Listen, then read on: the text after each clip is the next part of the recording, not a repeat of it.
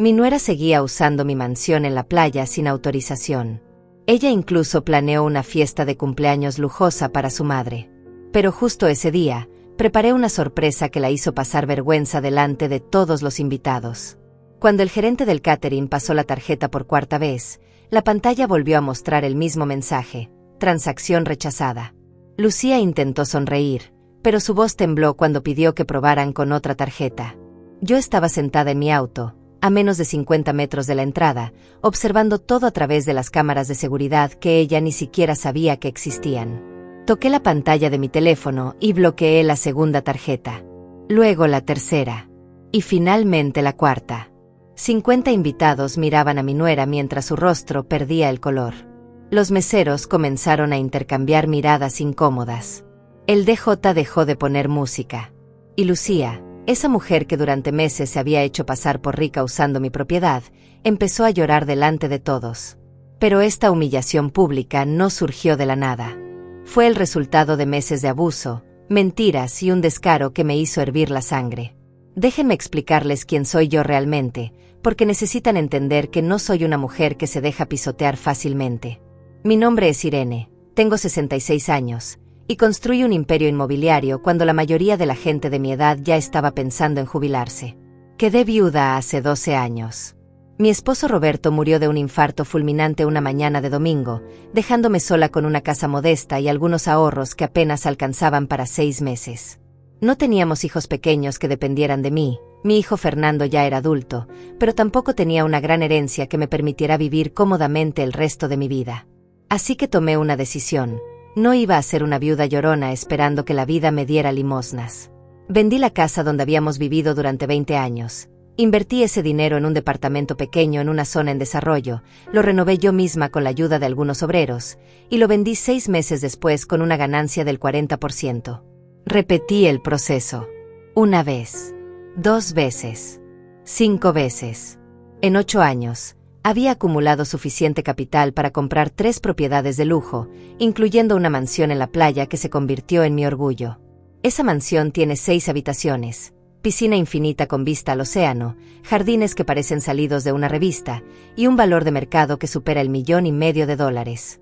La compré con mi dinero, con mi esfuerzo, con mis sacrificios.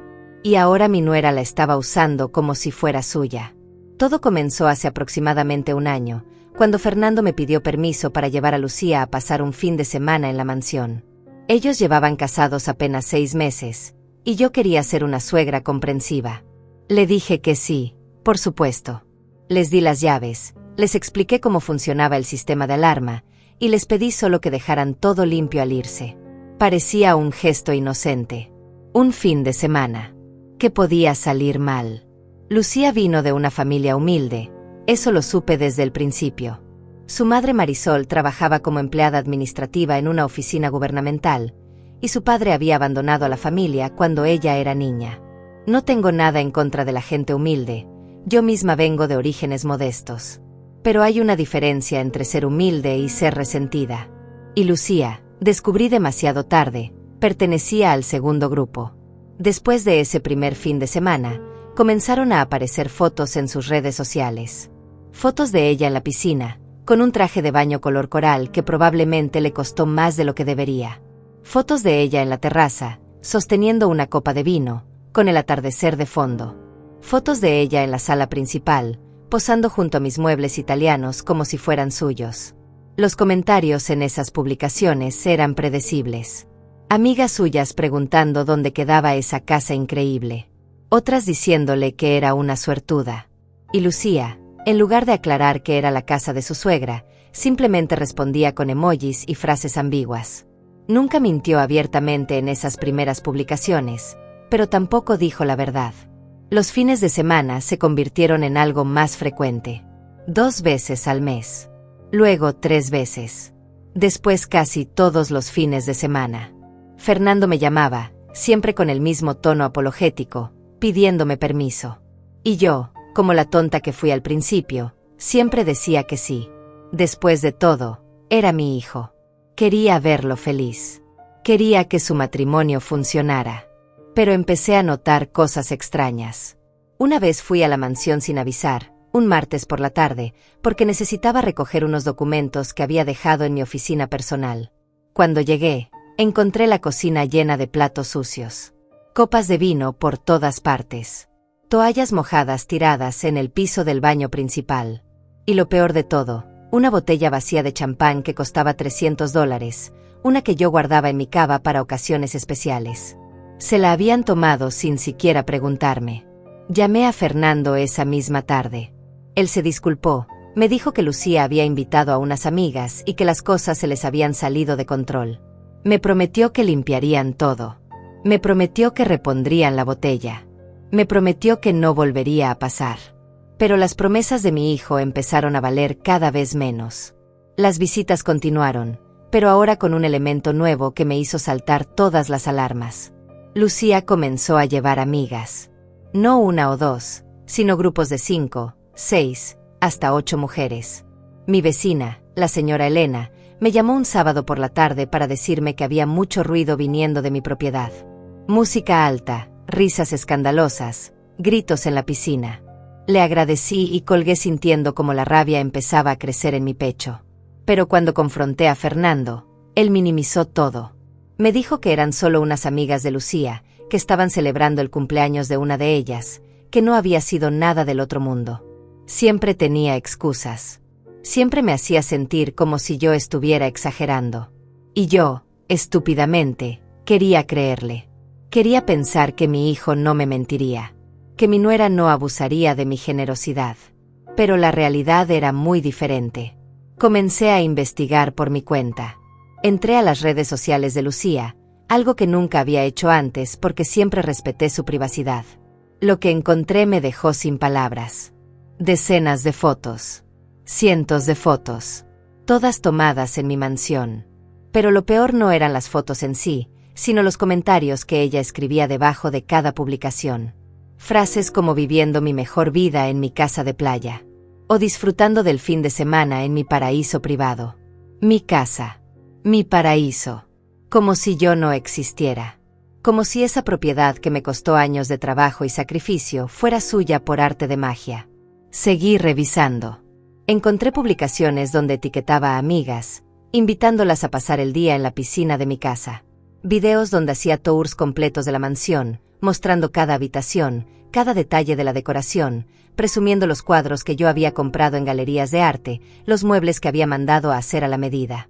En uno de esos videos, una de sus amigas le preguntaba cuánto había costado la casa. Y Lucía, con una sonrisa que ahora me parecía repugnante, respondió que era una inversión familiar que habían hecho hacía unos años. Inversión familiar. Como si Fernando hubiera puesto un solo centavo. Como si ella hubiera trabajado un solo día para pagar esa propiedad. La mentira era tan descarada, tan obvia, que sentí náuseas. Pero aún no había visto lo peor. Seguí bajando por su perfil hasta que encontré una publicación de hace 3 meses. Una foto de ella con un vestido color marfil, de esos que cuestan miles de dólares, posando en la entrada principal de mi mansión. El pie de foto decía: gracias a todos por los mensajes. Sí, esta es nuestra casa de fin de semana. Bendecida y agradecida. Nuestra casa. Esas 2 palabras me golpearon como un martillo. Cerré el teléfono y me quedé sentada en mi sala durante horas, sintiendo como algo dentro de mí se rompía. No era solo el abuso de confianza. No era solo la mentira. Era la audacia. El descaro absoluto de hacerse pasar por dueña de algo que no le pertenecía. Al día siguiente llamé a Fernando. Le pedí que viniera a mi departamento porque necesitábamos hablar. Él llegó con esa actitud defensiva que había adoptado desde que se casó con Lucía. Antes de que pudiera decir algo, le mostré las capturas de pantalla que había tomado de las redes sociales de su esposa. Le mostré cada publicación. Cada mentira. Cada vez que ella insinuaba o declaraba abiertamente que mi mansión era suya. Esperaba que se indignara. Esperaba que se disculpara. Esperaba que al menos mostrara algo de vergüenza. Pero lo que hizo fue peor que todo eso. Se encogió de hombros. Me dijo que yo estaba exagerando. Que Lucía solo estaba orgullosa de poder disfrutar de una casa tan bonita. Que era normal que quisiera compartirlo con sus amigas en redes sociales. Que todas las mujeres de su edad hacían lo mismo. Le pregunté directamente si le parecía correcto que su esposa dijera que era su casa cuando claramente no lo era. Y Fernando, mi propio hijo, me respondió con una frase que nunca voy a olvidar. Mamá, técnicamente cuando nos casamos todo se vuelve compartido, así que de cierta forma sí es nuestra casa también. Me quedé en silencio. No porque no tuviera que responder, sino porque no podía creer lo que acababa de escuchar. Mi hijo, al que crié para ser honesto y trabajador, estaba justificando el fraude de su esposa con un argumento legal absurdo. Le dije muy claramente que esa propiedad estaba a mi nombre, que yo la había comprado años antes de que él siquiera conociera a Lucía, que legalmente no tenía ningún derecho sobre ella. Él se levantó, claramente molesto, y me dijo que estaba siendo egoísta, que una madre de verdad compartiría con su hijo, que Lucía venía de una familia que nunca tuvo nada y que yo debería estar feliz de poder darle esas experiencias. Salió dando un portazo. Me quedé sola en mi departamento, con las manos temblando y el corazón acelerado. Pero no era miedo lo que sentía. Era furia. Una furia fría y calculadora que me hizo entender algo muy importante. Mi hijo estaba perdido. Lucía lo había manipulado tan bien que él ya no podía ver la realidad. Defendía lo indefendible. Justificaba mentiras. Y probablemente, si yo seguía siendo la suegra comprensiva y permisiva, esto solo iba a empeorar. Así que tomé una decisión. No iba a prohibirles usar la mansión todavía. No iba a quitarles las llaves. No iba a hacer un escándalo. Porque había aprendido algo en mis años como empresaria. La mejor venganza no es la que se ejecuta con rabia. Es la que se planea con frialdad. Y yo tenía todo el tiempo del mundo para planear la mía. Durante las siguientes semanas, me convertí en la suegra perfecta. Demasiado perfecta. Cuando Fernando me llamaba para pedirme permiso de usar la mansión, yo decía que sí sin hacer preguntas. Cuando Lucía publicaba fotos en sus redes sociales, yo les daba like como si estuviera orgullosa. Incluso comenté en una de sus publicaciones diciéndole que se veía hermosa. Ella respondió con corazones y besos virtuales, sin tener idea de lo que yo estaba preparando detrás de esa fachada de suegra complaciente. Porque mientras ellos creían que había aceptado la situación, yo estaba reuniendo evidencia. Contraté a un técnico de confianza para que instalara cámaras de seguridad adicionales en la mansión. No solo en el exterior, sino también en áreas clave del interior. La sala principal, la cocina, el área de la piscina, incluso en los pasillos. Cámaras pequeñas, discretas, imposibles de notar a menos que supieras exactamente dónde buscar. Le expliqué al técnico que necesitaba proteger mi inversión, que había tenido problemas con intrusos en la zona. Él no hizo preguntas. Instaló todo en un solo día, un martes cuando sabía que ni Fernando ni Lucía estarían cerca. Cada cámara estaba conectada a una aplicación en mi teléfono. Podía ver todo en tiempo real. Podía grabar todo. Y lo más importante, ellos no tenían ni idea de que estaban siendo observados. La primera vez que revisé las grabaciones fue un viernes por la noche. Fernando me había dicho que irían a la mansión solo ellos dos, que necesitaban un fin de semana tranquilo para reconectar como pareja. ¡Qué linda mentira! Porque lo que vi en las cámaras fue completamente diferente. Lucía llegó a las 3 de la tarde, no con Fernando, sino con 4 amigas. Todas cargando maletas, bolsas de supermercado llenas de alcohol, y una actitud que dejaba claro que planeaban quedarse todo el fin de semana. Fernando no apareció hasta las 8 de la noche, y cuando lo hizo, se veía incómodo. Lucía lo saludó con un beso rápido y luego volvió a ignorarlo para seguir bebiendo vino con sus amigas en la terraza. Vi cómo mi hijo se sentaba solo en la cocina, revisando su teléfono, mientras su esposa y sus amigas reían a carcajadas contando chismes. En un momento, una de las amigas de Lucía preguntó si la casa era realmente de ellos.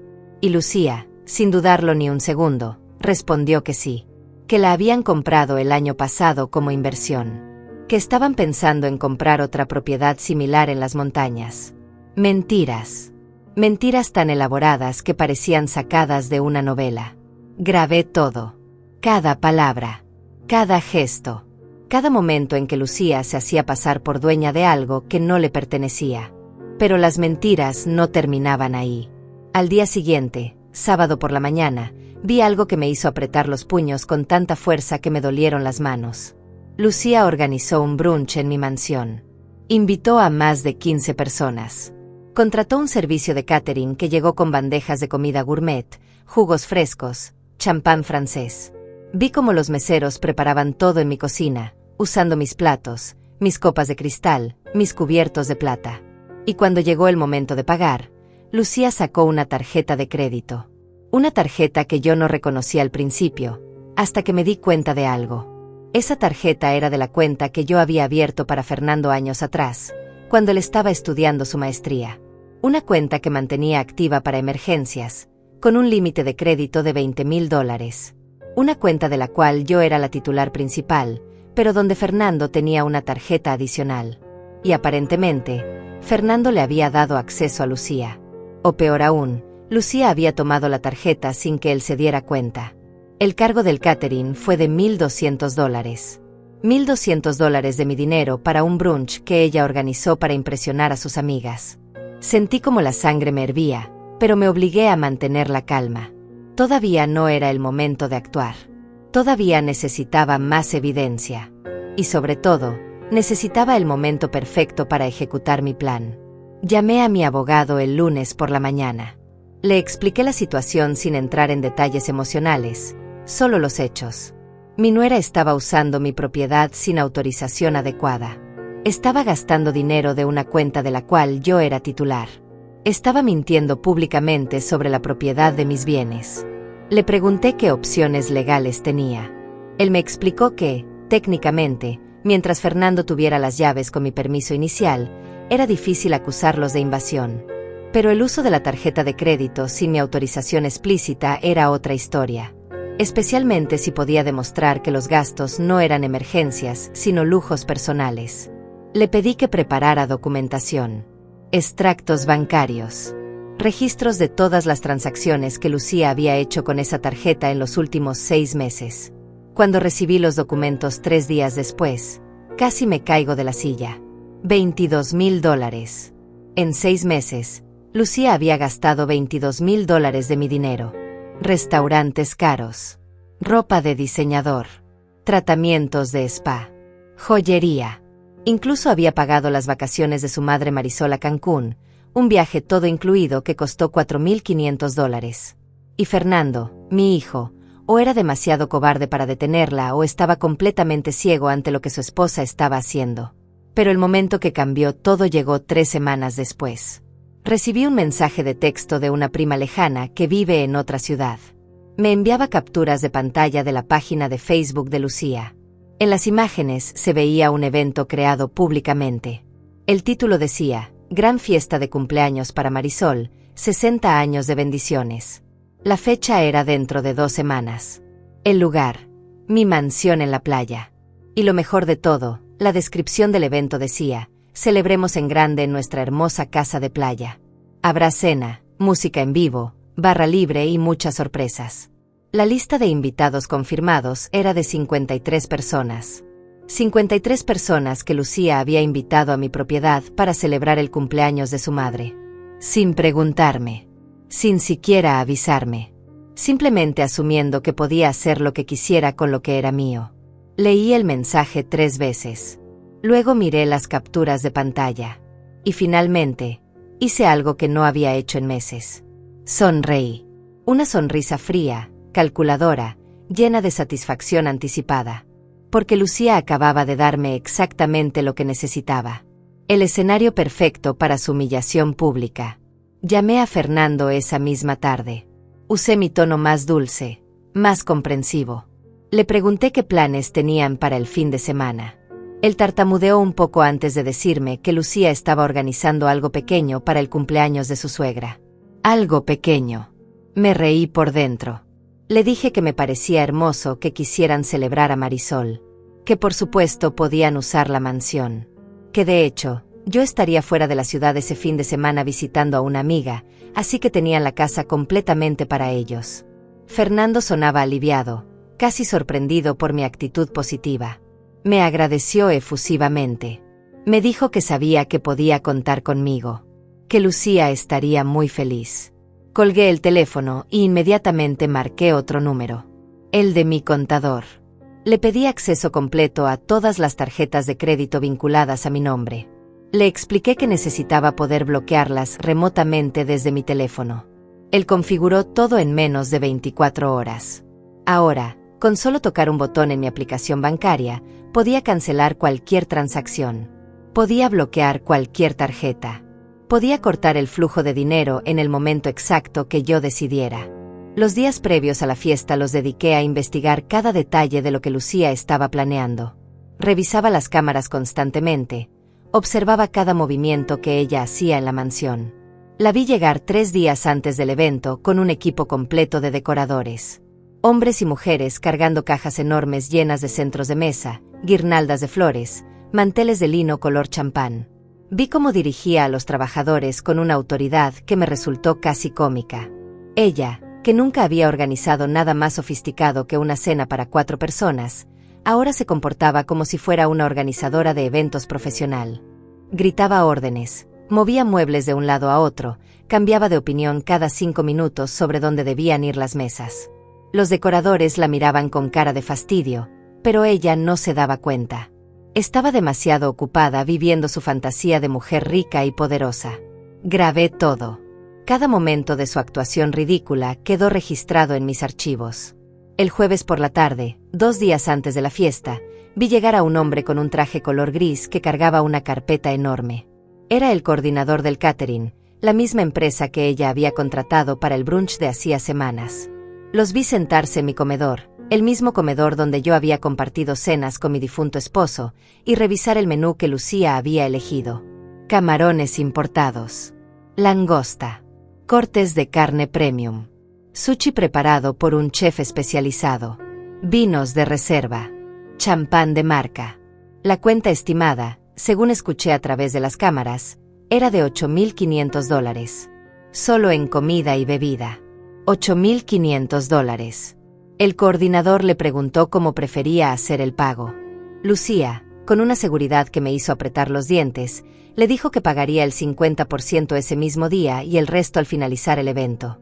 Sacó la tarjeta, mi tarjeta, y la deslizó sobre la mesa como si fuera lo más natural del mundo. El hombre procesó el pago. $4,250 desaparecieron de mi cuenta en cuestión de segundos. Recibí la notificación en mi teléfono. Pero no hice nada. Todavía no. Dejé que la transacción se completara. Dejé que Lucía creyera que todo estaba saliendo perfecto. Porque cuanto más alto subiera, más dolorosa sería su caída.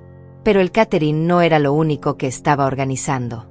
Al día siguiente, viernes, llegó un camión con equipo de sonido profesional. 2 hombres descargaron bocinas gigantes, luces de colores, una consola de DJ que parecía sacada de una discoteca. Lucía le había contratado un DJ para la fiesta. No música de fondo. No una simple playlist. Un DJ profesional con equipo completo que, según lo que pude investigar después, cobraba $1,500 por evento. También llegó un fotógrafo. Un joven con 3 cámaras colgando del cuello que pasó más de 1 hora hablando con Lucía sobre los ángulos que ella quería, los momentos que consideraba importantes, las fotos familiares que quería recrear. Le estaba pagando a un fotógrafo profesional para documentar una fiesta en una casa que no era suya, celebrando a una mujer con dinero que no le pertenecía. La ironía era tan grotesca que casi resultaba artística. Sumé mentalmente todos los gastos. El catering, el DJ, el fotógrafo, las decoraciones, las flores frescas que vi llegar en arreglos enormes.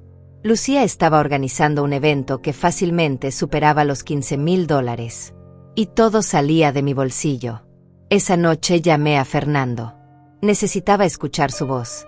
Necesitaba darle una última oportunidad de ser honesto conmigo. Le pregunté casualmente cómo iban los preparativos para la fiesta de Marisol. Él me dijo que todo iba bien, que Lucía estaba muy emocionada. Le pregunté si necesitaban ayuda con algo, si querían que yo contribuyera económicamente para la celebración. Hubo un silencio largo del otro lado de la línea. Luego Fernando me dijo que no era necesario, que ellos tenían todo cubierto. Ellos tenían todo cubierto. Mi propio hijo me estaba mintiendo en la cara. Sabía perfectamente que el dinero salía de mi cuenta. Sabía que Lucía estaba usando mis tarjetas. Y aún así, me decía que ellos lo tenían cubierto. Le pregunté directamente, con una voz más fría de lo que pretendía, de dónde estaban sacando el dinero para una fiesta tan elaborada. Fernando tartamudeó. Me dijo que habían ahorrado, que Lucía había recibido un bono en su trabajo. Más mentiras. Lucía trabajaba como recepcionista en un consultorio dental. Su salario apenas le alcanzaba para sus gastos personales. No había bonos. No había ahorros. Solo había robo. Robo a plena luz del día con la complicidad de mi propio hijo. Le dije que esperaba que la fiesta saliera hermosa, que Marisol se merecía una celebración linda. Y colgué antes de que pudiera escuchar la culpa en su voz, si es que todavía era capaz de sentirla. El sábado por la mañana, el día de la fiesta, me desperté a las 6. No había dormido bien. No por nervios, sino por anticipación. Era como la mañana antes de cerrar un negocio importante. Esa sensación de saber que todo estaba a punto de cambiar. Me preparé un café, me senté en mi balcón y abrí la aplicación de las cámaras en mi teléfono. La mansión ya estaba llena de actividad. El equipo de catering había llegado temprano para comenzar a preparar la comida. Los meseros acomodaban las mesas en el jardín, cubrían cada una con manteles elegantes, colocaban los centros de mesa que Lucía había elegido. Flores blancas y color durazno. Velas en recipientes de vidrio. Todo se veía costoso. Todo se veía perfecto. Y todo estaba a punto de convertirse en el escenario de la peor humillación que Lucía experimentaría en su vida. Vi llegar a Marisol alrededor de las 11 de la mañana. Lucía la recibió en la entrada con un abrazo teatral. Su madre se veía sorprendida, claramente no esperaba algo tan elaborado. Lucía le hizo un tour completo de la mansión, mostrándole cada habitación como si fuera un agente de bienes raíces presumiendo una propiedad en venta. Escuché a Marisol preguntarle si todo esto no era demasiado, si no habían gastado más de lo debido. Y Lucía, con una risa que sonaba tan falsa que me dio vergüenza ajena, le dijo que no se preocupara, que ellos podían darse esos lujos, que Fernando tenía un muy buen trabajo y que ella también estaba ganando bien. Podían darse esos lujos. Con mi dinero.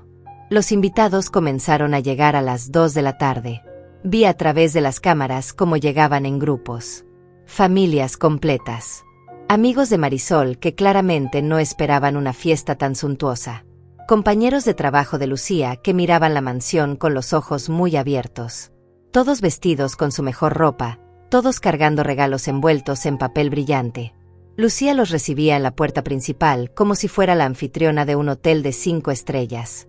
Abrazos, besos en la mejilla, frases de bienvenida ensayadas. Les mostraba el camino hacia el jardín donde estaba montada toda la fiesta. La barra libre ya estaba funcionando. El DJ ya estaba poniendo música. Los meseros circulaban con bandejas de canapés que probablemente costaban $20 cada uno. Todo era excesivo. Todo era un show. Y Lucía era la estrella principal de su propia obra de teatro. Me serví otro café y esperé. Revisé mi teléfono, verificando que la aplicación bancaria funcionara correctamente. Practiqué el movimiento. Abrir la app, seleccionar la tarjeta, tocar el botón de bloqueo. 3 segundos. Era todo lo que necesitaba. 3 segundos para arruinar el espectáculo completo. A las 4 de la tarde, cuando la fiesta estaba en su punto más alto, decidí que era hora de acercarme. Conduje hasta la mansión, estacioné mi auto en una calle lateral donde podía ver la entrada, pero donde no era fácil que me vieran. Desde ahí, con mi teléfono en la mano, observé todo. Vi a los invitados bailando en el jardín. Vi a Marisol sentada en la mesa principal, rodeada de amigas, con una corona ridícula de cumpleañera sobre su cabeza. Vi a Fernando sirviendo bebidas detrás de la barra, luciendo incómodo pero complaciente. Y vi a Lucía, mi querida nuera, posando para fotos con cada grupo de invitados, asegurándose de que la mansión siempre estuviera en el fondo. Cada foto era evidencia de su mentira. Cada sonrisa era parte de su fraude. Y yo estaba a punto de destruir todo con un simple toque en la pantalla de mi teléfono. A las 5:30 de la tarde, vi al coordinador del catering acercarse a Lucía. Ella estaba en medio de una conversación con un grupo de invitados, riéndose de algo que alguien había dicho, sosteniendo una copa de champán como si fuera una celebridad en una alfombra roja. El hombre esperó pacientemente a que terminara de hablar, y cuando finalmente logró captar su atención, vi cómo le decía algo al oído. Lucía asintió, todavía sonriendo, y lo siguió hacia un lado más privado del jardín, cerca de la cocina exterior. Yo amplié la imagen en mi teléfono. Podía ver sus labios moverse, pero no escuchaba nada por el ruido de la música. Pero no necesitaba escuchar para saber lo que estaba pasando. El coordinador le estaba recordando que faltaba pagar el 50% restante del servicio. $4,250 que debían liquidarse antes de que el evento terminara. Vi a Lucía hacer un gesto despreocupado con la mano, como diciéndole que no había problema. Sacó su bolso, uno de esos bolsos de diseñador que probablemente también había comprado con mi dinero, y buscó entre sus cosas. Sacó la tarjeta de crédito. La misma que había usado tantas veces antes. La que nunca le había fallado porque yo nunca había intervenido. Hasta ahora. El coordinador sacó una máquina portátil de pago, de esas que funcionan con conexión móvil. Deslizó la tarjeta. Esperó. Y en ese momento, yo toqué la pantalla de mi teléfono. Bloqueé la tarjeta con un solo movimiento del dedo. La transacción se rechazó. Vi la confusión en el rostro del coordinador. Le dijo algo a Lucía. Ella frunció el ceño, claramente molesta pero no preocupada todavía. Le pidió que intentara de nuevo. Él volvió a pasar la tarjeta. Yo esperé exactamente 3 segundos antes de confirmar el bloqueo nuevamente. Rechazada por segunda vez. Ahora Lucía ya no se veía tan confiada. Le dijo algo al coordinador, probablemente alguna excusa sobre problemas técnicos con el banco. Sacó otra tarjeta de su bolso. Una tarjeta diferente, de otra cuenta vinculada a Fernando. Una que yo también controlaba. El coordinador la pasó por la máquina. Y yo volví a bloquearla antes de que la transacción se aprobara. 3 tarjetas. Las 3 rechazadas. Vi cómo el rostro de Lucía comenzaba a cambiar. La sonrisa desapareció. Sus mejillas se pusieron rojas. El coordinador ahora lucía incómodo, moviendo su peso de un pie a otro, claramente sin saber cómo manejar la situación. Le dijo algo más a Lucía, algo que la hizo buscar frenéticamente en su bolso nuevamente. Sacó una 4ª tarjeta, la última que tenía acceso. Y yo, sin dudarlo ni un segundo, la bloqueé también. Algunos invitados comenzaron a notar que algo estaba pasando. Las conversaciones cerca de donde estaban Lucía y el coordinador se fueron apagando. La gente empezó a voltear, a observar con curiosidad. Lucía intentaba mantener la compostura, pero su voz ya no sonaba segura. Podía ver cómo sus manos temblaban mientras sostenía las tarjetas. El coordinador le explicó, con un tono que empezaba a ser firme, que necesitaba el pago inmediato. Que sin ese pago, no podían continuar con el servicio de la cena. Que los términos del contrato eran claros. Lucía le pidió que esperara un momento, que ella iba a resolver esto. Se alejó caminando rápido hacia el interior de la mansión, probablemente para buscar a Fernando. La música seguía sonando, pero ya nadie estaba bailando. Todos miraban hacia donde había estado la escena. Los murmullos comenzaron a propagarse como un virus. ¿Qué está pasando? ¿Por qué las tarjetas no funcionan? ¿Escuchaste algo sobre problemas de pago? Yo seguía sentada en mi auto, observando todo a través de las cámaras, sintiendo una satisfacción que no había experimentado en meses. Esto apenas comenzaba. Lucía encontró a Fernando detrás de la barra. Lo agarró del brazo y lo arrastró hacia la casa. Entraron a la cocina y cerraron la puerta. Yo cambié la vista de la cámara para poder ver qué pasaba adentro. Lucía estaba histérica, gesticulando con las manos, señalando su bolso, claramente explicándole que todas las tarjetas habían sido rechazadas. Fernando se veía pálido. Le pidió las tarjetas y él mismo intentó hacer una transacción desde su teléfono, probablemente tratando de hacer una transferencia bancaria. Pero yo había bloqueado todas las cuentas vinculadas a su nombre que estuvieran conectadas con las mías. Cada intento fallaba. Cada vez que tocaba confirmar en su teléfono, aparecía un mensaje de error. Lo vi pasar de la confusión al pánico en cuestión de segundos. Lucía le gritaba. No podía escuchar exactamente qué decía, pero su lenguaje corporal lo dejaba claro. Estaba furiosa. Estaba asustada. Y sobre todo, estaba dándose cuenta de que su castillo de naipes estaba a punto de derrumbarse. Fernando intentó calmarla, ponerle las manos en los hombros, pero ella lo apartó bruscamente. Sacó su propio teléfono y comenzó a hacer llamadas. Probablemente llamando al banco, o a su madre, o a cualquier persona que pudiera sacarla de este desastre. Mientras tanto, afuera en el jardín, la situación empeoraba. El coordinador del catering había reunido a su equipo. Los meseros dejaron de circular con las bandejas de comida. El personal de la cocina dejó de preparar platos. Todo se detuvo. Y los invitados lo notaron. Marisol se levantó de su mesa y se acercó al coordinador para preguntarle qué estaba pasando. Él, siendo profesional pero firme, le explicó que había un problema con el pago del servicio. Que hasta que no se resolviera, no podían continuar. Marisol se veía completamente confundida. Miró alrededor buscando a su hija. Algunas de sus amigas se acercaron, también preguntando qué pasaba. Los rumores se multiplicaban. Alguien dijo que las tarjetas de crédito habían sido robadas. Otra persona especulaba que tal vez Fernando había perdido su trabajo y no tenían dinero. Cada teoría era más salvaje que la anterior. Y mientras tanto, Lucía seguía encerrada en la cocina con Fernando, completamente ajena a cómo su reputación se estaba destrozando afuera. Decidí que era momento de dar el siguiente paso. Bajé de mi auto y caminé hacia la entrada de la mansión. No corrí. No me apuré. Caminé con la calma de alguien que sabe exactamente lo que está a punto de hacer. Llevaba puestos unos pantalones de lino color beige y una blusa blanca, nada ostentoso, pero elegante. Quería verme como la dueña de la propiedad que era, no como alguien que venía a hacer un escándalo. Cuando crucé la puerta principal, algunos invitados me reconocieron. Habían visto fotos mías en las redes sociales de Fernando, o me habían conocido brevemente en la boda. Me miraban con sorpresa, probablemente preguntándose qué hacía yo ahí cuando se suponía que estaba de viaje. Caminé directo hacia el jardín, saludando con un movimiento de cabeza, pero sin detenerme a hablar con nadie. El DJ había bajado el volumen de la música.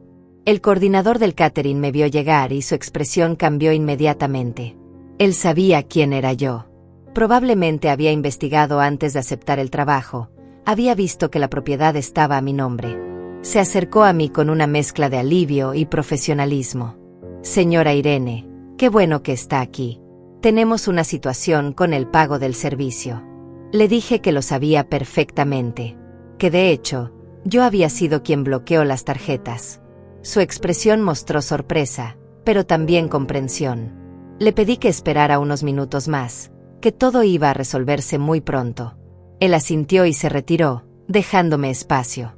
Yo me quedé ahí parada, en medio del jardín, rodeada de 50 invitados que me miraban con curiosidad, esperando a que mi querida nuera saliera de su escondite. Y mientras esperaba, me permití sonreír. Porque sabía que cuando Lucía me viera ahí, su mundo perfecto de mentiras se iba a desmoronar completamente. Fernando salió primero de la casa. Me vio y se quedó congelado en la puerta. Su rostro palideció aún más si eso era posible. Abrió la boca para decir algo, pero no salió ningún sonido. Detrás de él venía Lucía, todavía hablando por teléfono, todavía intentando resolver su crisis financiera. Cuando levantó la vista y me vio ahí parada, en el centro de su fiesta, en mi propiedad, con todos los invitados mirando la escena, el teléfono casi se le cae de las manos. Cortó la llamada. Se quedó inmóvil. Y en sus ojos vi algo que había estado esperando ver durante meses. Miedo absoluto. El tipo de miedo que sientes cuando te das cuenta de que has sido descubierta.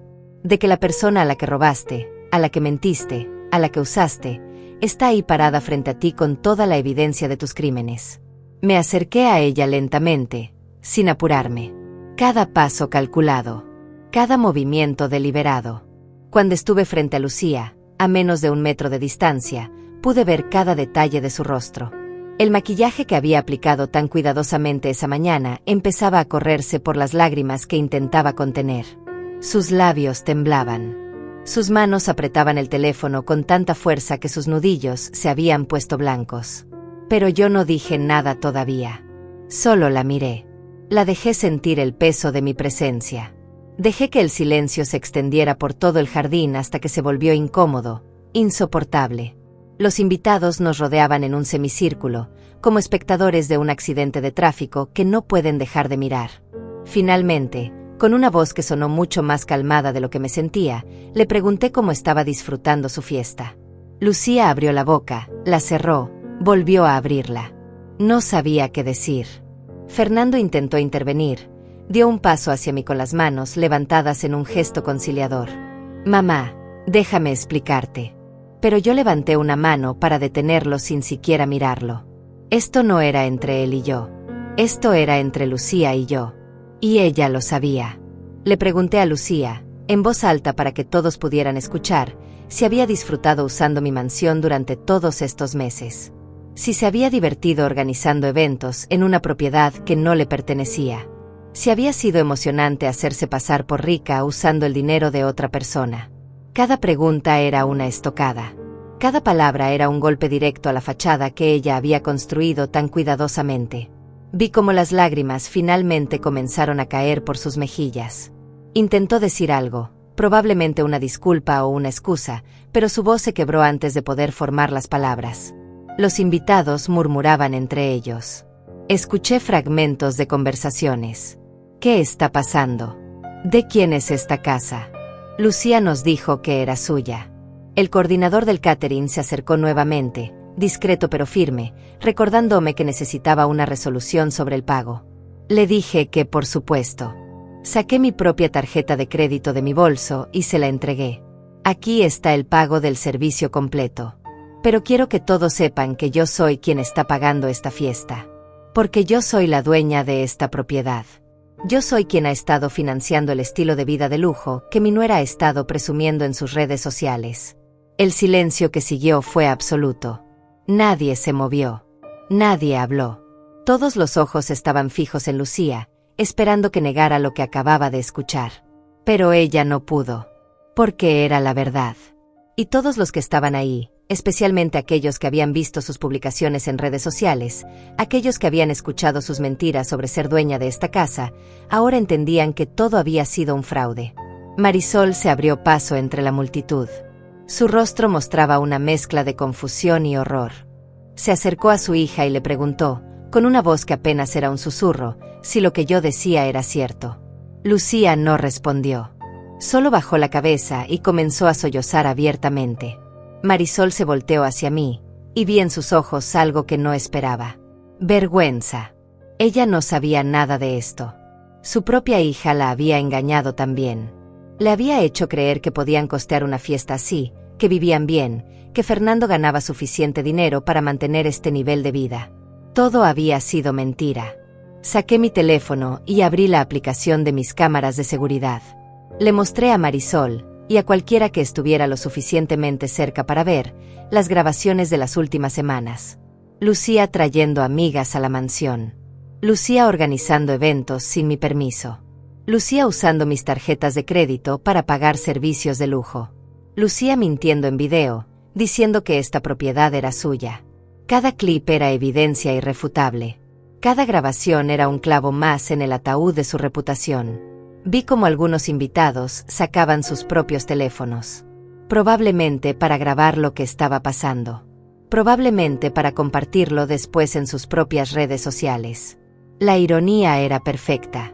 Lucía, que tanto había usado las redes sociales para construir su imagen falsa, ahora sería destruida por esas mismas plataformas. Uno de los invitados, un hombre mayor que parecía ser amigo cercano de Marisol, preguntó en voz alta si debían llamar a la policía. Dijo que lo que Lucía había hecho era fraude. Uso indebido de tarjetas de crédito. Invasión de propiedad privada. Los términos legales comenzaron a volar por el jardín. Y Lucía, mi orgullosa nuera que minutos antes se paseaba como una reina, ahora estaba prácticamente colapsada, sostenida apenas por Fernando que finalmente había encontrado la decencia de abrazarla. Pero yo no había terminado. Caminé hacia el centro del jardín, hacia donde estaba la mesa principal donde Marisol había estado sentada. Me paré ahí, elevada ligeramente por la pequeña plataforma decorativa que Lucía había mandado instalar. Desde ahí podía ver a todos los invitados. Y todos podían verme a mí. Levanté la voz lo suficiente para que cada persona en ese jardín pudiera escucharme claramente. Les expliqué que mi nombre es Irene. Que yo compré esta mansión hace 6 años con dinero que gané después de quedar viuda. Que trabajé incansablemente para construir un patrimonio del cual pudiera estar orgullosa. que le di a mi hijo Fernando acceso ocasional a esta propiedad como un gesto de amor y confianza, y que esa confianza fue abusada sistemáticamente por su esposa. Les mostré, proyectando desde mi teléfono hacia una de las pantallas que el DJ había traído para poner videos musicales, los extractos bancarios. $22,000 gastados en 6 meses. Les mostré cada transacción. Los restaurantes caros. La ropa de diseñador. Los tratamientos de spa. Y finalmente, les mostré el cargo de esta fiesta.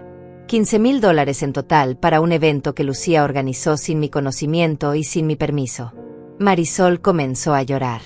No lágrimas silenciosas, sino sollozos profundos que sacudían todo su cuerpo. Se acercó a mí y, para mi completa sorpresa, me pidió perdón. Me dijo que ella no sabía nada, que si hubiera sabido de dónde salía el dinero, nunca habría permitido que su hija organizara esta fiesta, que ella creía que Fernando tenía un buen trabajo y que podían costear estas cosas. Le creí, porque en sus ojos vi la misma traición que yo había sentido. La traición de descubrir que alguien a quien amas te ha estado mintiendo. Le dije que no era su culpa, que ella no tenía nada de qué disculparse, que el único responsable aquí era la persona que había decidido vivir una mentira a costa de otros. Y todos sabíamos quién era esa persona. Lucía seguía llorando, pero ahora sus sollozos sonaban diferentes. Ya no era solo vergüenza. Era la realización de que había perdido todo. Su reputación, el respeto de su madre, la admiración de sus amigas. Todo se había esfumado en cuestión de minutos. Algunos invitados comenzaron a irse. No de forma dramática, pero sí claramente incómodos con la situación.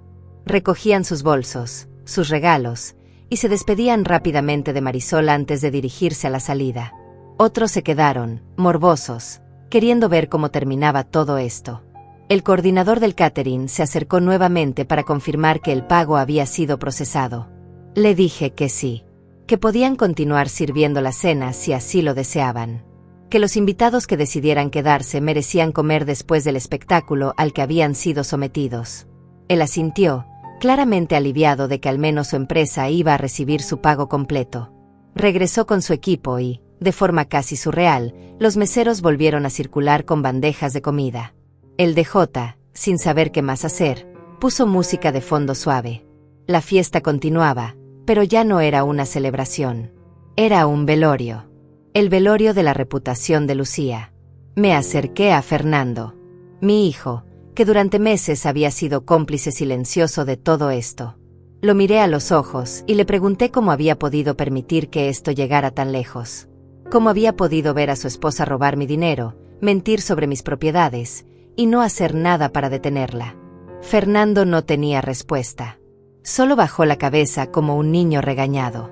Intentó decir que no sabía que las cosas habían escalado tanto, que pensaba que solo eran gastos pequeños, que Lucía le decía que yo había dado permiso para usar las tarjetas. Más mentiras, más excusas.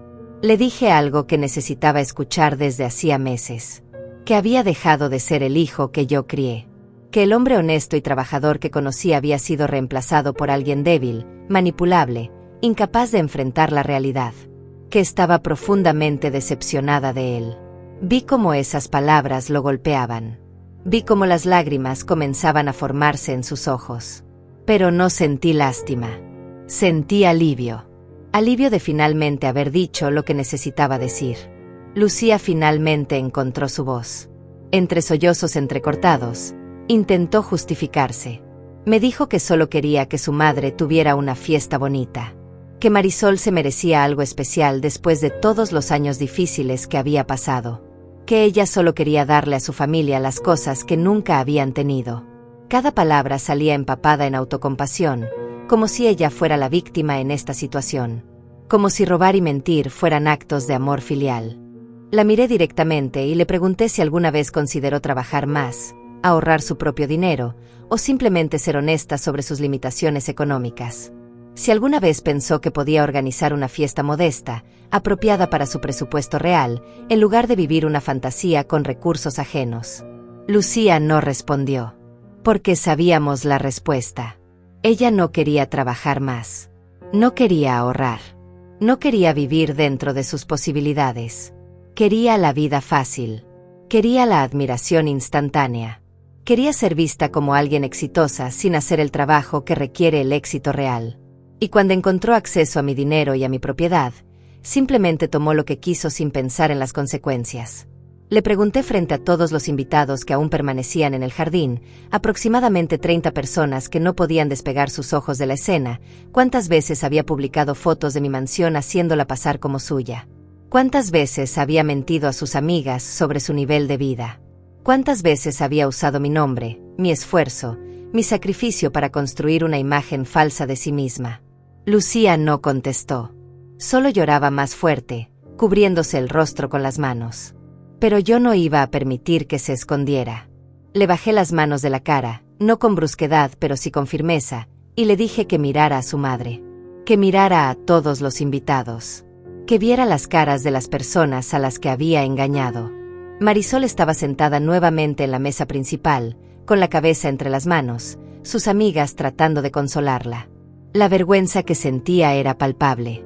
No solo porque su hija había sido expuesta como mentirosa y ladrona, sino porque toda esta celebración elaborada, toda esta fiesta que se suponía era en su honor, estaba manchada con fraude. Cada bocado de comida, cada sorbo de champán, cada nota de música, todo estaba pagado con dinero robado. Una de las amigas de Lucía, una mujer joven con un vestido color lavanda que había estado particularmente entusiasta en las fotos grupales, se acercó con expresión de enojo.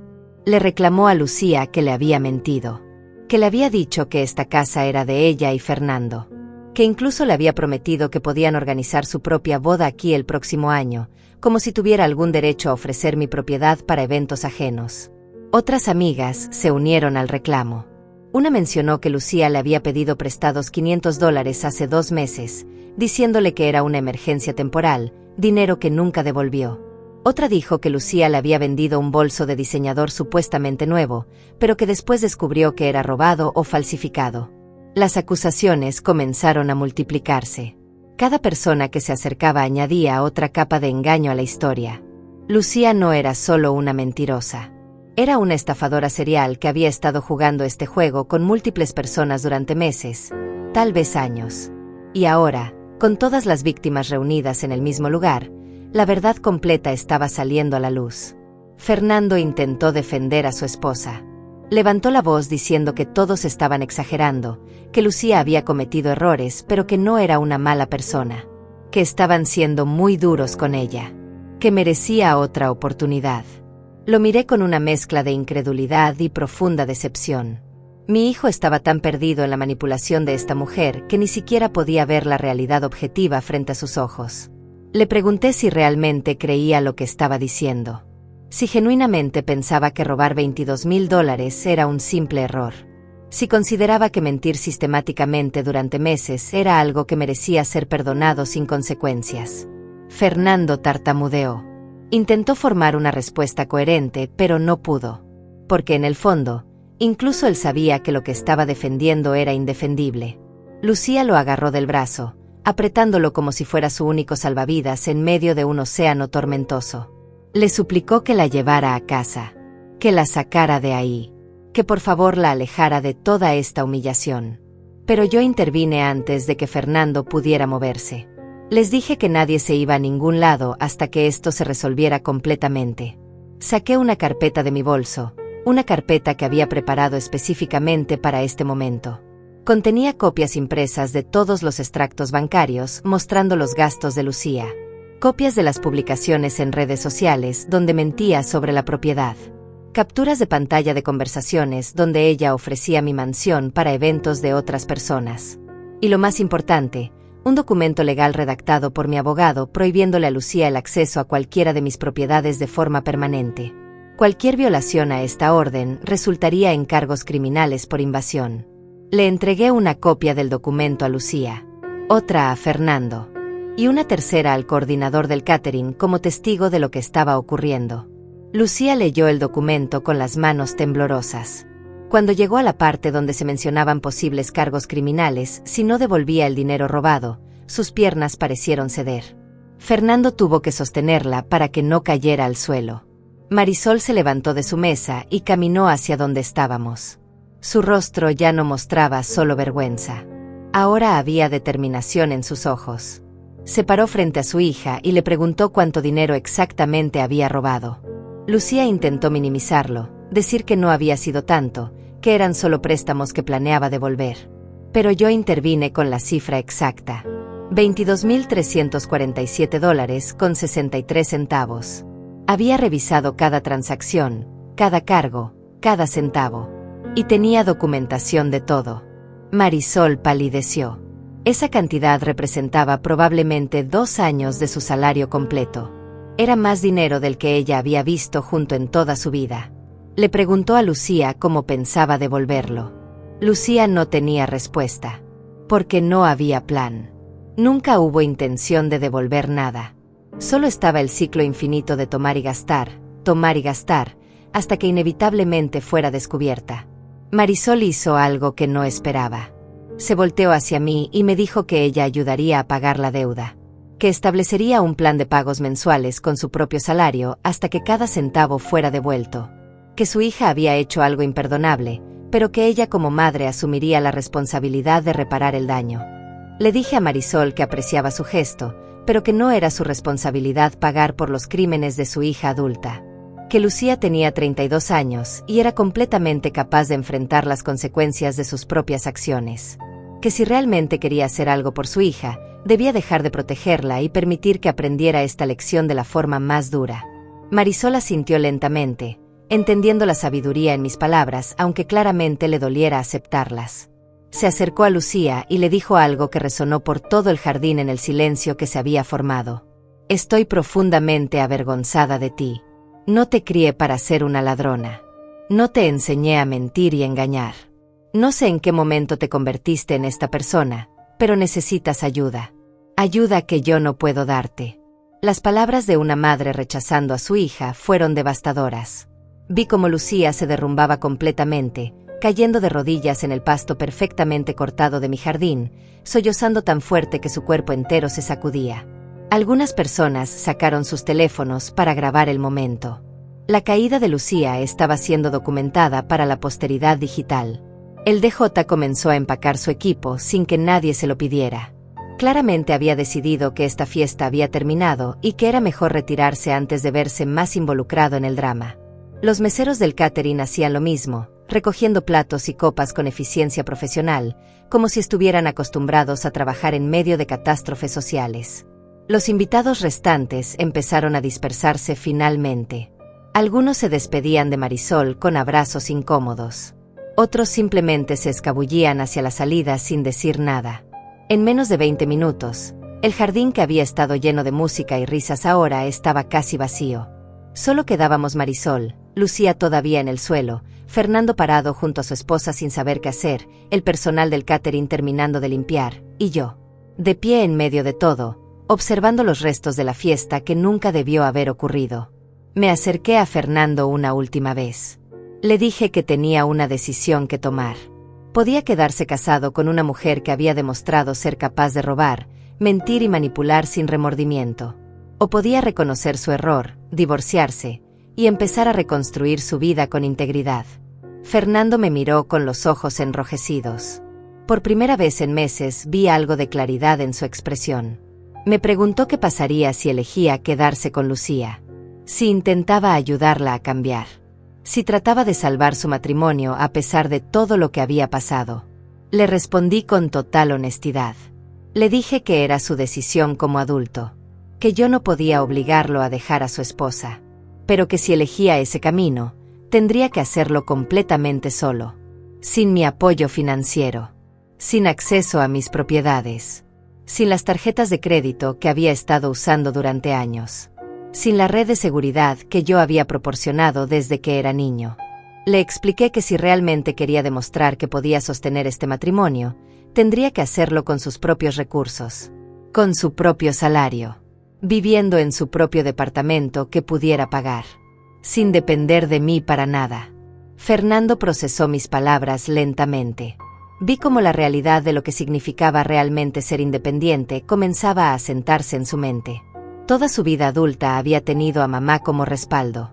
Un préstamo aquí, una ayuda allá, acceso a propiedades de lujo cuando quería impresionar a alguien. Nunca había tenido que enfrentar las consecuencias completas de sus decisiones financieras, porque yo siempre estaba ahí para suavizar el golpe. Pero eso terminaba hoy. Le devolví las llaves de la mansión que él había estado usando. Las puse en su mano y cerré sus dedos alrededor de ellas. Luego le pedí que me las devolviera oficialmente. Que dijera en voz alta que entendía que ya no tenía acceso a esta propiedad. Fernando vaciló. Miró las llaves. Miró a Lucía todavía en el suelo. Miró a Marisol, que observaba la escena con tristeza. Y finalmente me devolvió las llaves. Marisol se acercó a mí mientras Fernando ayudaba a Lucía a levantarse del suelo. Me preguntó si podía hablar conmigo en privado. Asentí y caminamos hacia el otro extremo del jardín, lejos de donde estaban los demás. Una vez que estuvimos solas, Marisol comenzó a disculparse nuevamente. Me dijo que si hubiera sabido que su hija estaba haciendo todo esto, la habría detenido inmediatamente. Que ella trabajó toda su vida enseñándole a Lucía el valor del trabajo honesto. Que no entendía en qué momento su hija había perdido ese norte moral. Le dije que no culpaba a Marisol por las acciones de Lucía. Que los hijos eventualmente toman sus propias decisiones, sin importar cómo fueron criados. Que yo misma estaba lidiando con la decepción de ver a mi propio hijo convertirse en cómplice de todo esto. Compartimos un momento de entendimiento silencioso. Dos madres que habían trabajado duro toda su vida, viendo a sus hijos tomar caminos que nunca imaginaron. Marisol me preguntó si realmente iba a presentar cargos criminales contra Lucía. Le expliqué que dependía completamente de si el dinero era devuelto. Que no buscaba destruir a Lucía, pero que tampoco iba a permitir que saliera impune de robar más de $20,000. Le di un plazo. 6 meses para devolver el dinero completo, o procedería legalmente sin contemplaciones. Marisol asintió y me preguntó si podía llevarse a su hija a casa. Que claramente Lucía no estaba en condiciones de manejar o de quedarse aquí. Le dije que por supuesto. Que de hecho, prefería que todos se fueran de mi propiedad lo antes posible. Marisol caminó de regreso hacia donde estaba Lucía. Le habló en voz baja, ayudándola a recoger su bolso y sus cosas. Fernando las observaba sin saber si debía irse con ellas o quedarse. Marisol tomó la decisión por él. Le dijo que Lucía se iría con ella esa noche. Que Fernando y su hija necesitaban espacio para pensar en lo que realmente querían hacer con su matrimonio. Que esta situación no se iba a resolver en una noche con emociones tan elevadas. Fernando pareció aliviado de no tener que tomar esa decisión inmediatamente. Ayudó a llevar a Lucía hasta el auto de Marisol. Vi cómo la instalaban en el asiento trasero, todavía llorando, completamente destrozada. Marisol se despidió de mí con un abrazo breve pero significativo. Me agradeció por no llamar a la policía en ese momento. Por darle a su hija una oportunidad de hacer las cosas bien. Aunque ambas sabíamos que era poco probable que Lucía aprovechara esa oportunidad. Cuando el auto de Marisol desapareció por el camino de entrada, solo quedamos Fernando y yo. El personal del catering había terminado de limpiar y empacar. El coordinador se acercó para despedirse, agradeciéndome por resolver el problema del pago. Le di una propina generosa por su profesionalismo ante una situación tan incómoda. Él y su equipo se retiraron, dejándonos completamente solos en la mansión. Fernando estaba parado en medio del jardín, mirando los restos de la decoración que aún no había sido removida. Las mesas vacías. Las flores marchitándose. Las velas apagadas. Todo lucía triste bajo la luz del atardecer. Me acerqué a él y le pregunté si tenía algo que decirme. Esperaba una disculpa. Esperaba que finalmente reconociera su papel en todo esto. Que admitiera que había sido débil, manipulado, cobarde. Que me pidiera perdón por haber permitido que su esposa me robara durante meses. Pero lo que dijo me sorprendió. Me preguntó por qué había esperado tanto tiempo para intervenir. ¿Por qué había dejado que las cosas llegaran tan lejos si sabía lo que estaba pasando desde hacía semanas? ¿Por qué había bloqueado las tarjetas justo en el momento más humillante posible en lugar de simplemente hablar con ellos en privado? La audacia de su pregunta me dejó sin palabras por un momento. Mi hijo, que había sido cómplice de un fraude sistemático, me estaba cuestionando mis métodos. Le respondí con una calma que no sabía que poseía. Le expliqué que había esperado porque quería darle todas las oportunidades posibles de hacer lo correcto por sí mismo. Que cada vez que lo confrontaba sobre el comportamiento de Lucía, él me minimizaba o me mentía. que llegó un punto donde las palabras dejaron de tener significado y solo las acciones contaban. Que había elegido este momento específico porque necesitaba que Lucía enfrentara las consecuencias de sus acciones de la forma más impactante posible. Que una conversación privada solo habría resultado en más excusas, más promesas vacías, más manipulación. Pero una humillación pública, presenciada por todas las personas que ella había intentado impresionar, eso sí tendría un efecto duradero. Fernando me miró como si me viera por primera vez. Como si finalmente entendiera que la mujer parada frente a él no era la madre complaciente que siempre cedía a sus pedidos. Era una empresaria que había construido un imperio. Una estratega que planeaba sus movimientos con cuidado. Una mujer que no perdonaba la traición sin consecuencias. Le pregunté dónde pensaba quedarse esa noche. Él admitió que no sabía. Que técnicamente todavía tenían el departamento que rentaban, pero que Lucía se había llevado las llaves en su bolso cuando se fue con Marisol. Le sugerí que fuera a un hotel. Que tomara unos días para pensar realmente en lo que quería de su vida. Que decidiera si quería seguir siendo el hombre que justifica el comportamiento criminal de su esposa, o si quería recuperar la integridad que yo sabía que alguna vez tuvo. Fernando asintió lentamente. Comenzó a caminar hacia su auto, luego se detuvo y se volteó. Me preguntó si todavía lo amaba. Si después de todo esto, todavía era mi hijo. La pregunta me partió el corazón. Le dije que siempre sería mi hijo. Que mi amor por él era incondicional. Pero que el amor no significaba tolerar o permitir comportamientos destructivos. Que precisamente porque lo amaba, necesitaba dejar que enfrentara las consecuencias de sus decisiones. Que solo así tendría la oportunidad de convertirse en un mejor hombre. Fernando se quedó en silencio por un largo momento. Luego simplemente asintió y se fue. Vi su auto alejarse por el mismo camino que había tomado Marisol minutos antes. Me quedé sola en la mansión por primera vez en todo el día. Caminé lentamente por el jardín, observando todo el desastre que quedaba. Las sillas desorganizadas. Los platos olvidados. Los vasos medio llenos abandonados sobre las mesas. Era un campo de batalla después de la guerra. Me senté en una de las sillas, la misma donde había estado Marisol durante la mayor parte de la fiesta. Desde ahí podía ver el océano. Las olas rompiendo suavemente contra la playa. El sol comenzando a ocultarse en el horizonte, pintando el cielo de tonos naranjas y rosados. Era hermoso. Pacífico. Completamente opuesto al caos que había ocurrido hacía apenas una hora. Saqué mi teléfono y revisé las notificaciones. Varios mensajes de texto de números que no reconocía. Probablemente invitados de la fiesta que habían conseguido mi número de alguna manera. Los ignoré. También había un mensaje de mi abogado preguntando cómo había salido todo. Le respondí brevemente que todo había ido según el plan. Que le enviaría un informe completo en los próximos días. Que probablemente necesitaríamos proceder con acciones legales dependiendo de si Lucía cumplía con devolver el dinero. Él respondió inmediatamente diciendo que estaría listo para lo que necesitara. Me permití cerrar los ojos por un momento. Respiré profundamente. El aire salado del océano llenó mis pulmones. Por primera vez en meses, sentí algo parecido a la paz. No porque disfrutara de haber humillado a Lucía. No porque me diera placer ver a mi hijo sufrir, sino porque finalmente había tomado control de una situación que se me había escapado de las manos durante demasiado tiempo. Había establecido límites claros. Había defendido lo que era mío. Había demostrado que no era una víctima pasiva esperando ser pisoteada. Era una mujer de 66 años que había construido algo significativo con su vida. Y nadie, ni siquiera mi propia familia, iba a quitarme eso sin consecuencias. Los días siguientes a la fiesta fueron extrañamente silenciosos. No recibí llamadas de Fernando.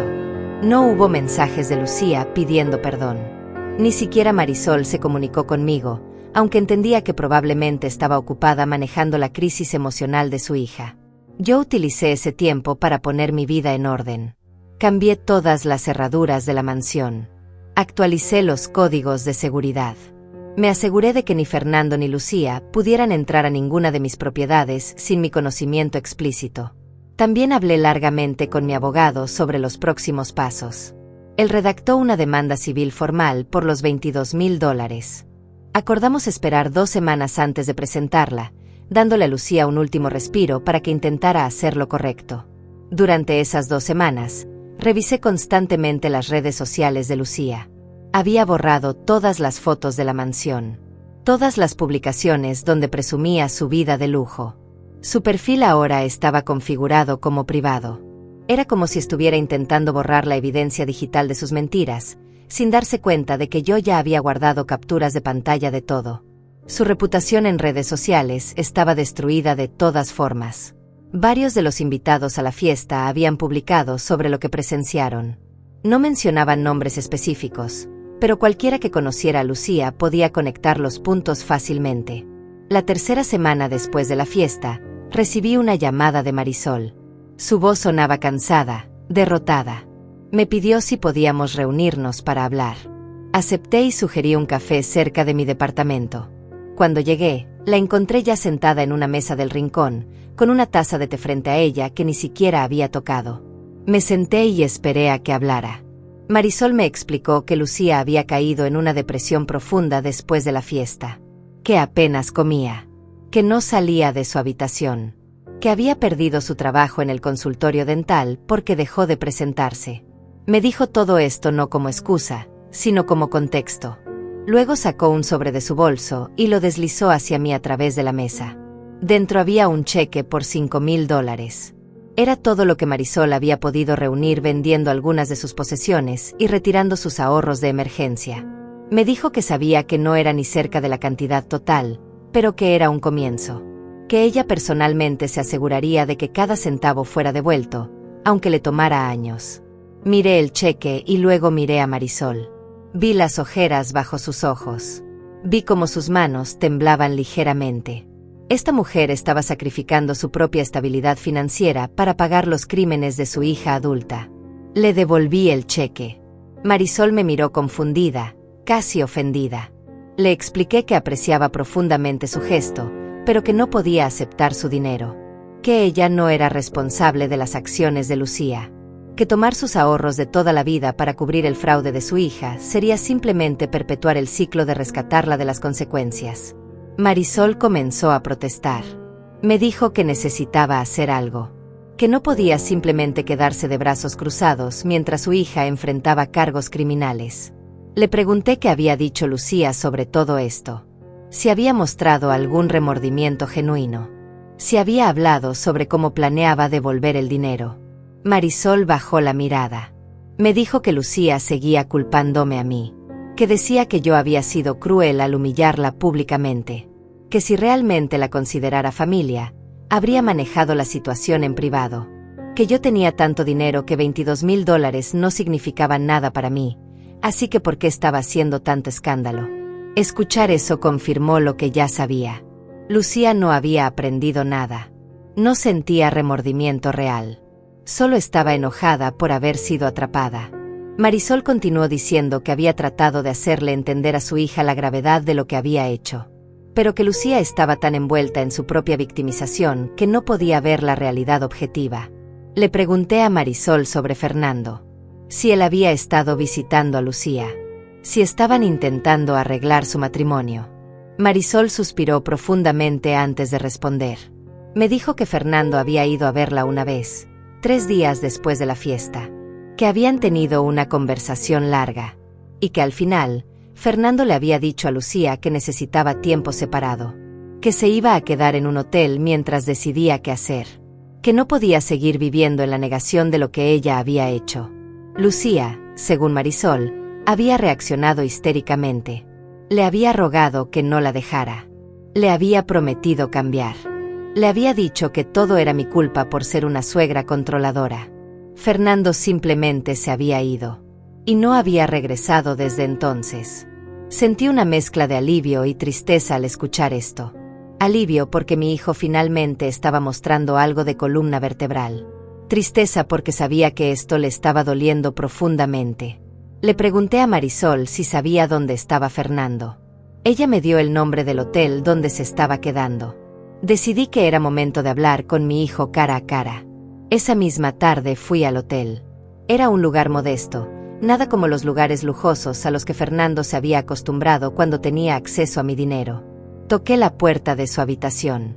Escuché movimiento adentro antes de que finalmente abriera. Fernando se veía terrible. No se había afeitado en días.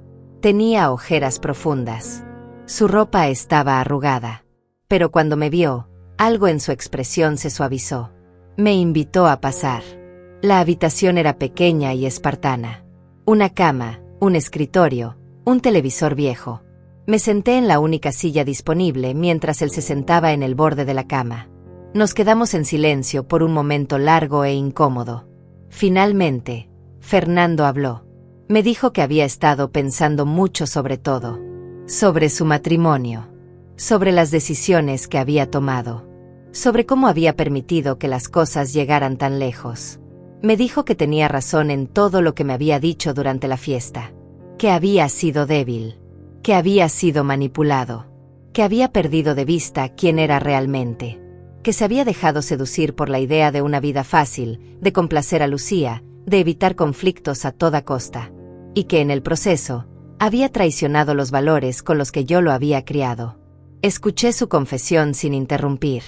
Cuando terminó, le pregunté qué planeaba hacer ahora. Fernando me dijo que había tomado una decisión. Que iba a divorciarse de Lucía. Que ya había consultado con un abogado y que comenzaría los procedimientos la próxima semana. Que sabía que el matrimonio había sido un error desde el principio, pero que había estado demasiado orgulloso para admitirlo. Que pensaba que podía hacer que funcionara si tan solo se esforzaba más, si tan solo era más comprensivo, si tan solo le daba a Lucía todo lo que quería. Pero ahora entendía que nunca había sido sobre esfuerzo o comprensión. Era sobre el hecho fundamental de que Lucía era una persona que mentía, robaba y manipulaba para conseguir lo que quería. Y que eso nunca iba a cambiar sin importar cuánto él amara o tratara de ayudarla. Le pregunté cómo se sentía con esa decisión. Fernando me dijo que se sentía aliviado y aterrado al mismo tiempo. Aliviado porque finalmente estaba siendo honesto consigo mismo. Aterrado porque significaba admitir públicamente que había fracasado. Que su matrimonio de apenas 2 años estaba terminando en divorcio.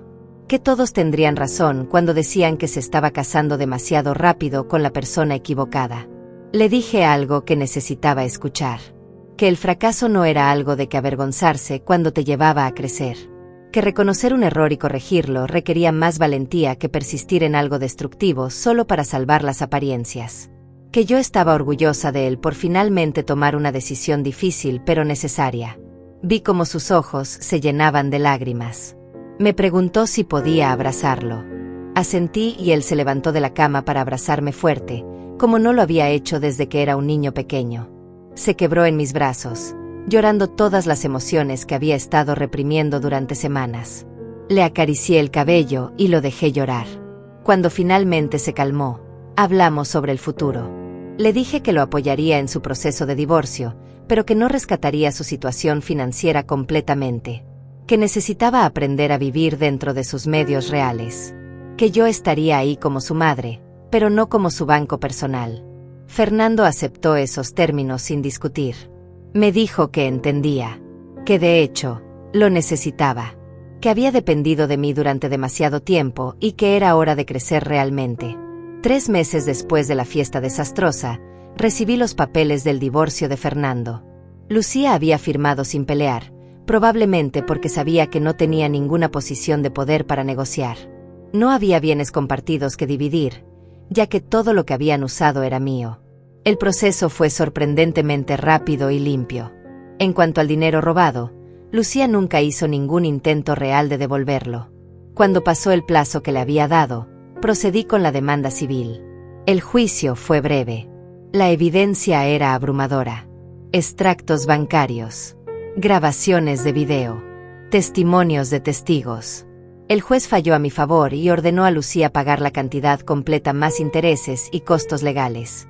Sabía que probablemente nunca vería ese dinero. Lucía no tenía trabajo ni activos. Pero no se trataba del dinero en este punto. Se trataba del principio. De establecer en un registro legal que lo que ella hizo estuvo mal. Que hubo consecuencias reales. Fernando comenzó a reconstruir su vida lentamente. Consiguió un departamento pequeño que podía pagar con su salario. Comenzó a cocinar sus propias comidas en lugar de comer fuera constantemente. Aprendió a presupuestar, a ahorrar, a valorar el dinero que ganaba. Nos reuníamos para cenar una vez al mes, siempre en lugares modestos que él insistía en pagar.